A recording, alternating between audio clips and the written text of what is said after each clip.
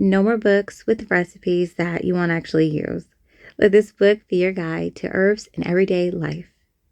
So when I started this book, I just knew that it had to be about herbs, and I wanted it to be colorful and fun, and I wanted it to be like a tea party because I really do love teas, and that's my thing, and that's how I started. And then I started doing all types of things like cold teas, and then I went to facial steams and syrups and oils and vinegars and oxymels and pretty much anything, and teaching you how to make these things too, how to make your bone broth and butter and salad dressing and poultices and how to dry your own herbs. And so it just really became all the things, and I said, why not have my friends join me too?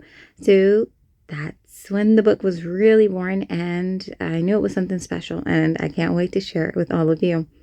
So I want to encourage you to check out all the links and to pre-order and get yours.